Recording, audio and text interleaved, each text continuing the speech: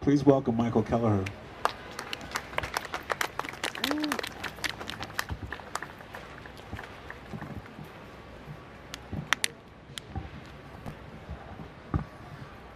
Thanks, Paul. If only the praise were recent. Those are very old poems at this point, but I'm really happy to be here. So thanks, Bryant Park, for sponsoring. Hey, Simon. Hi. Oh, I'm so happy you're here. I'm gonna read some poems that I've been working on lately.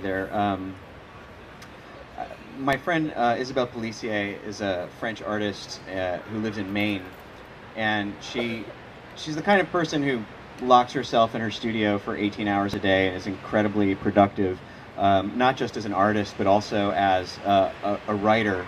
She doesn't consider herself a writer at all, but she keeps these manual typewriters laying around in her studio, and when she goes to work in the morning, she puts an index card in one of the typewriters, and as thoughts pass through her mind during the course of a day, she'll type out her thoughts, and she's been doing this for years, and she just has boxes and boxes and boxes of these index cards that she writes on, and they're written mostly in French with a little bit of English, and then she's very fond of these neologisms that I don't understand in French or in English.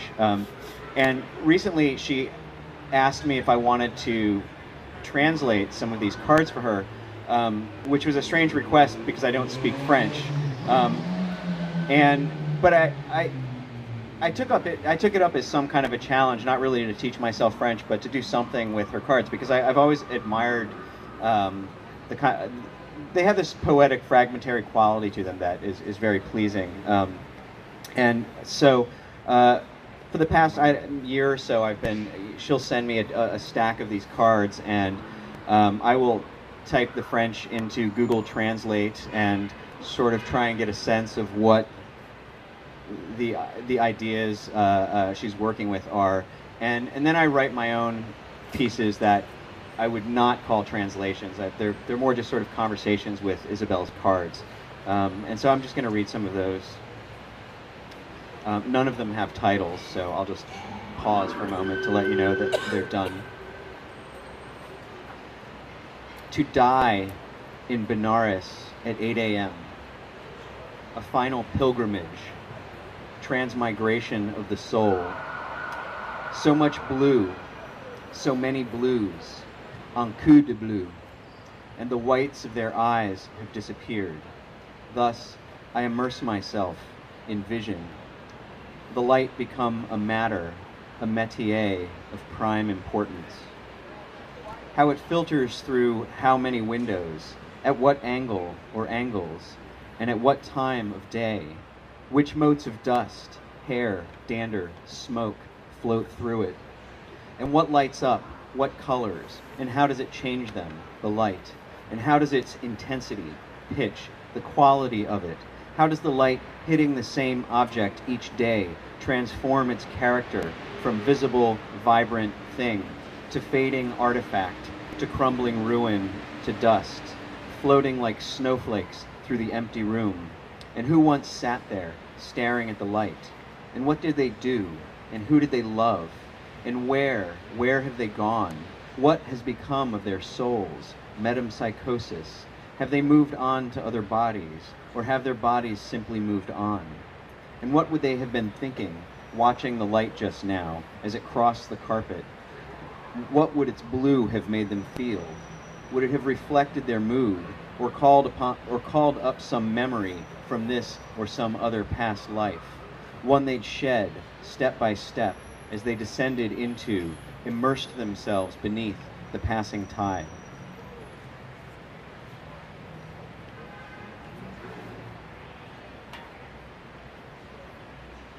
The angel laughs. The headless torso laughs. The centaur laughs. The men on the beach laugh. The soldier laughs. The couples standing in their underwear laugh. The man who points his finger at his temple like a gun laughs. The men sprouting antlers from their heads laugh. There's only one who doesn't laugh. His eyes are closed, his lips puckered. Another man swims in his skull. That man is laughing too.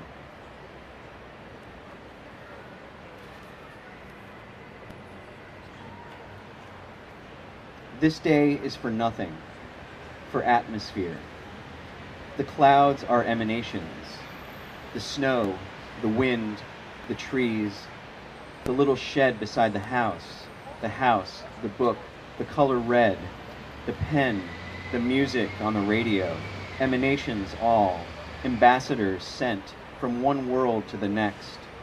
It's a day for atmospheric music, ambient song, a day to get away from making lists, to find a rhythm, a day for snow, a snow day. Quiet blankets everything. Nothing is sacred. The horrible books I read, the horrible, horrible poems inside. What should I say of them? Nothing. A day for noting down each little thing, the sun through the glass, the toys on the floor, the seal torn from the envelope, the storm, the red notebook in which this is written. I give this day to nothing, give it all to atmosphere, the height of the pines, wind leaking through cracks in the wall, fantasy. There is work to do, there is work to do. Some days it's best to begin with a poem, a red notebook. All reading is futile. And then I'm going to read what's happened in the process of writing these poems. Prior to working with Isabel, I'd been kind of veering from what I'd done in the past, which is to write short, fragmentary lyrics, and writing much longer, sort of discursive poems. And I thought when I started working with her little fragments that I would cleverly expand them into these long discursive poems. But what I found is that I'm now moving back in the other direction and condensing and condensing and condensing, and a sort of, I started, when I couldn't write longer poems, I started just tossing off these shorter poems and throwing them into a file, and now there's a whole bunch of them, and I actually like them better than the long poems, and I'm not sure what form this is taking, but they're all now 5-line poems, and I just have them in a folder on my computer called Outtakes, and so I'm just going to read a whole series of those, one after the other, as if they were one poem, which they may be, but I'm not sure. No clouds, just wind, and bulldozers scraping the sea. A theme, the transparent ovoid, the jellyfish egg, the Passover egg, eggs in general, the ovoidal day, avoid the day, or a void in the sky. Another theme, the space around a thing, the aura, suspended gestures in Proust, get lost in the blue, a void in the sky. Extended moments give the words a chance to resonate, resonance, reason dance. The sun behind the building disappears. I am the only person who sees it, my own private eclipse. By reflection, we become almost intelligent beings, and then the paperwork begins anew. Towards evening, the rapture of the weld, of piecing it together, my kingdom of steel. Palms upward, I dream of someone, a doctor. He's standing in a garden, but there isn't a garden to stand in. A dream of nothingness, a miracle of form. I swim beneath the colonnade, an idea of spring. 5 o'clock collage. Technical difficulties. First I talk to China, then India wants to talk. A girl in a glass house, listening to Horace Silver, 1976. Eclipse, full moon, slippery motorway. The music full blast. Orange, yellow, red. The fundamentals. A private lesson. The sun arrives through 5 different windows. Its rays or radii are radiant. They radiate out from the book. A green horizon glow, just where the sun dips in the sea. Le rayon vert, Eric Romer. An image held in the mind, a low home ensconced among the trees, set back, quiet. The project begins. Fill it up or in. Just live in it. We'll paint it blue, no, orange. The rest, who cares? Is anybody home? A ladder climbing blindly to the sky. Sea green earrings. A tremor of tulips.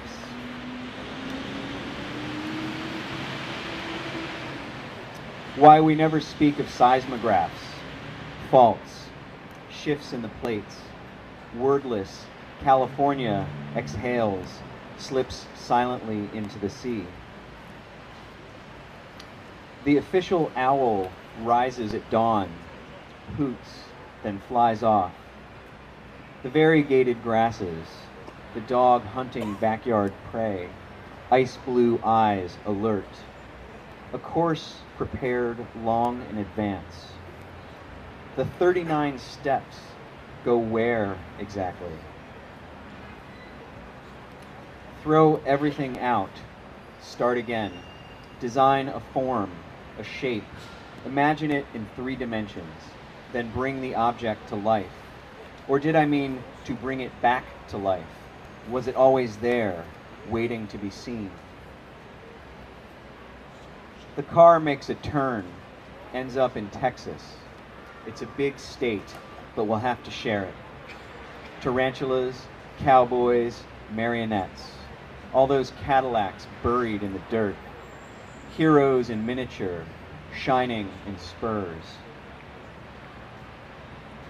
It starts with a blue sky. I cross it out. Damn. 3 weeks it's rained aluminum. Damn. Damn. The idea of an apprenticeship. All that glue talk, sticky cause and effect. An economic idea, the need for sleep. The fog of thought descends. Entropic slide to which efficiency gives way, becomes diffuse, results in anarchy, lost heat, wasted energy. How to get it back, the future, the flowers in the garden. A horseman riding side saddle arrives, the culmination of a count to 3, as, when changing my daughter's diaper, I count the snaps of her onesie's flap aloud. 1 snap, 2 snap, 3 snap. Horsemen ride by.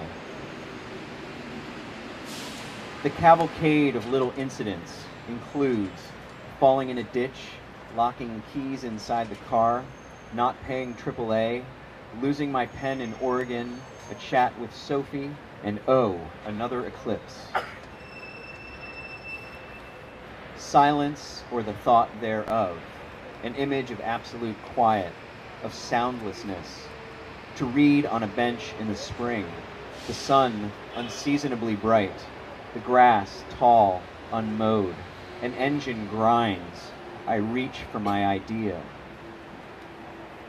The sky is almost clear, pure.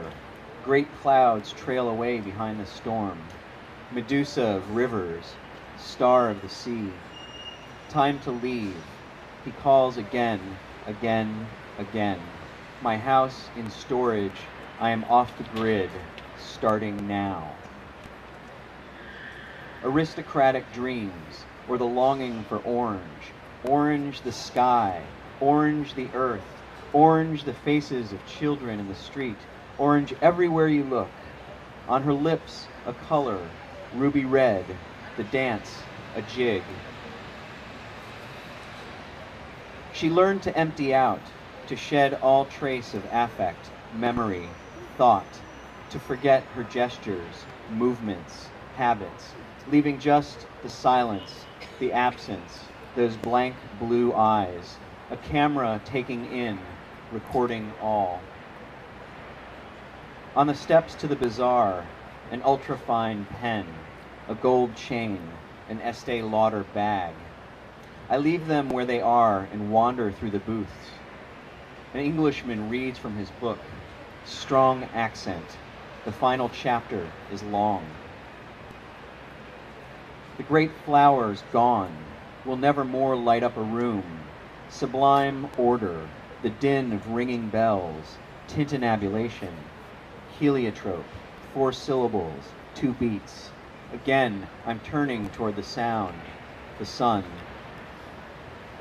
The light illumines particles, alive, they dance. The palette must acidify, impossible greens in the powder's glow. Glissade of squatters skating in the pool. Oh, floating architect, oh, turpentine. A character in a comic strip. He's standing alone on the sidewalk, beneath an empty bubble waiting to be filled with speech, which never comes, so off he goes, moments before the magician arrives. We paused the film about the burning groves to step outside. A comet should have streaked across the sky, to hold a thing in place, still image of a tree in flames, to hold a thing in time, tempest, the root of storms. I have an idea for a book I call the Snake Book because of how, word by word, it uncoils until the architecture is finally revealed. I breathe on glass. Clouds dissolve in cocktails of blather. The third day of May is a famous date. On this day 14 years ago, I woke from my slumber in the forest. Again, I get out of the lake, shake off the water, consequence be damned. The whiteness flattens everything, erasure. The sunlight draws behind the clouds. Darkness fills up the room. I had a word in mind to follow this. What was it? What was it? The space between the words, the interval. A plastic flower resting on a truck. The circle at the center like an eye. Petals scattered. The tailpipe billows smoke. He put his mouth to it. No one had seen. A still life, a frozen conversation. The scale goes suddenly sublime. Great fans become breathing lamps, become desert winds. I want to ask Isabel what it means. I can hear her Frenchified English now. Scirocco's can be ordered on demand. Another series of calamities, another aftermath.